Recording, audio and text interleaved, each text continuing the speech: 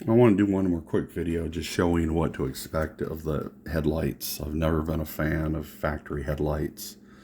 So this is DC.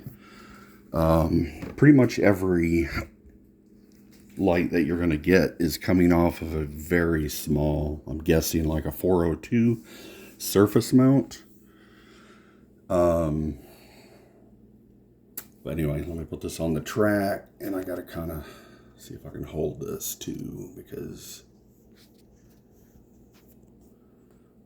I could have thought this through a little better, I think. Okay, I'm gonna pull it back here so we can see what's going on. Not terrible, and it is. I'm kind of lifting on the engine too, so I'm not put too much work on the motor. But straight on, I like my headlights to have a glaring look to them. Every other light, number boards and all, to me, look good. The other thing that they added, and it does have a keep alive, so you can see the track light inside, or not the track light, I'm sorry, the stand inside has 3 lights. And then underneath, you can see the truck light. Flip that over. Not bad. Not bad at all. Get this back on here. And see if I flip the direction.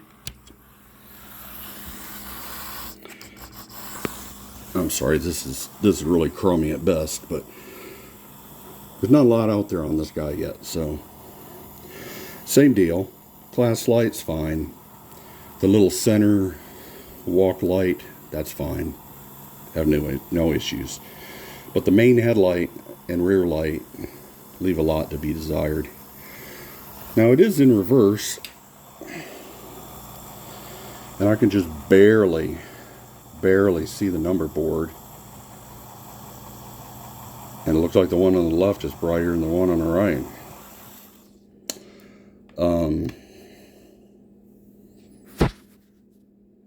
I don't know, so that gives you an idea. You can't just swap out the dummy plug to any 21 pin that you want. It's another one of these deals where if you don't go with Loke sound, you're going to lose some of your functions.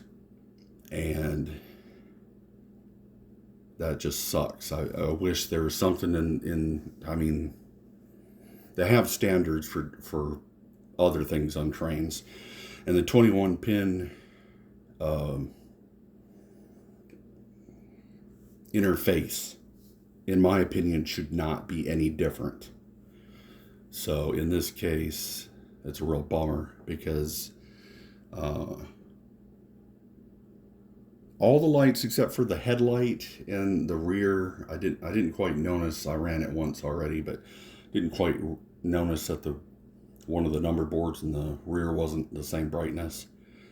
I was hoping I could just swap out the decoder, because it's going to be a lot of work. And I'm honestly thinking that I'm just going to strip everything out of it, put my own LEDs, because every LED on the board right now is either facing down or facing up. And I can tell you the front 3 here, those are facing up. Not real sure about the nose one. Well, it's because there's a whole another short board here.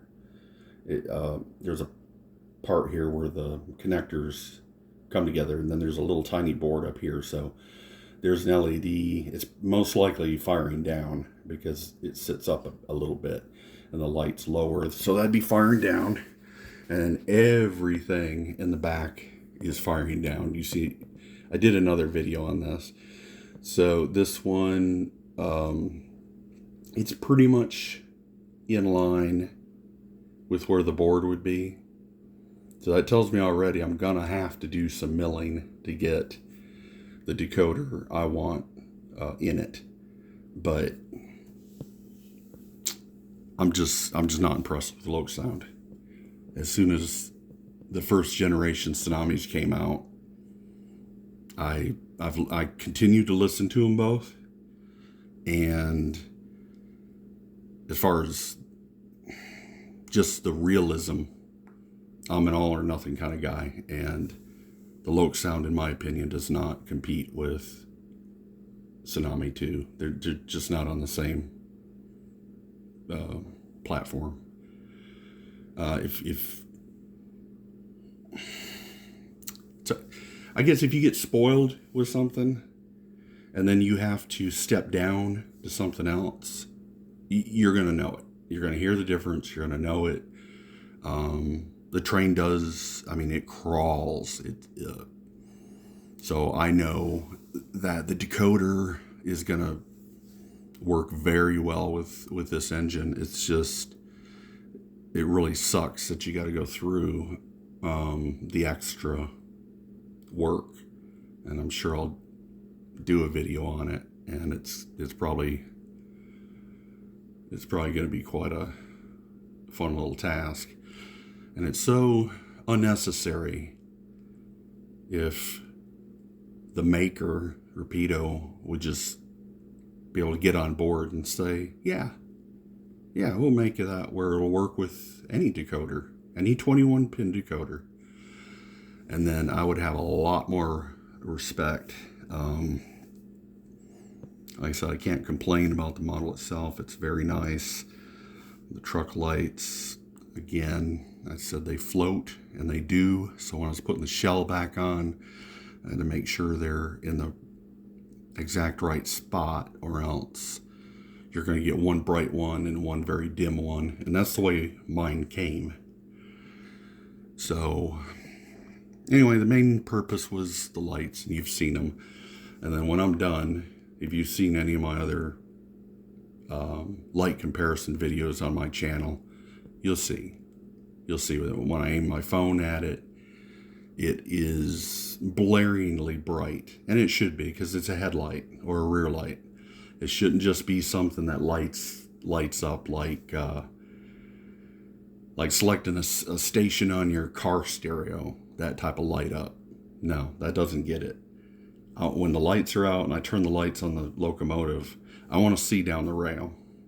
I want it to be realistic.